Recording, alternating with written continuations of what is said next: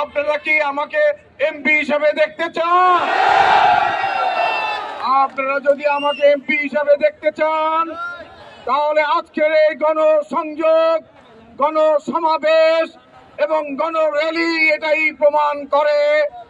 আপনারা আমাকে যদি এমপি হিসেবে দেখতে চান তার বহিঃপ্রকাশ ঘটিয়ে আপনারা এই আওয়াজ আমাদের নেতা, আমাদের অভিভাবক জনাব তারেক রহমানের কান পর্যন্ত আপনারা পৌঁছে দিয়েছেন। আপনাদের এই আওয়াজ ইনশাআল্লাহ আমাদের নেত্রী দেশ নেত্রী বেগম খালেদা জিয়ার কানে পৌঁছে যাবে ইনশাআল্লাহ। আপনারাই আমাদের শক্তি, আপনারাই ধানের শীষের শক্তি, আপনারাই তারেক রহমানের শক্তি, আপনারাই আমার শক্তি। দীর্ঘ 17 বছর রাজপথে আপনাদের সঙ্গে থেকে আমি আপনাদের দাবি দেওয়া আদায়ে কখনো পিছপা হই নাই। আজকে পর্যন্ত আপনাদের মনের ভাষা আমি বুঝতে পেরেছি বলেই আজকে আমি আপনাদের সঙ্গে রাজপথে রয়েছি।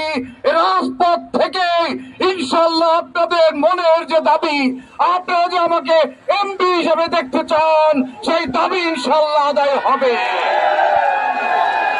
এই সিদ্ধিরগঞ্জ অনেক ঐতিহাসিক আন্দোলনের সাক্ষী।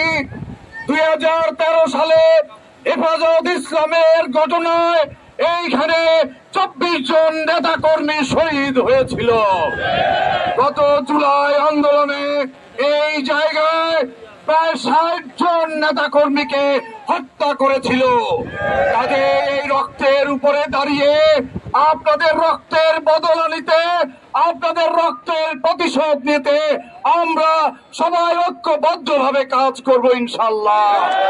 আপনার আগামী নির্বাচনে যদি আপনারা ধানের শীষের পক্ষে রায় দেন তাহলে বাংলাদেশ থেকে সকল প্রকারের দুর্নীতি, লুটপাট, দুঃশাসন, স্বৈর শাসন এবং ফ্যাসিবাদের পতন হবে বন্ধুরা আমার।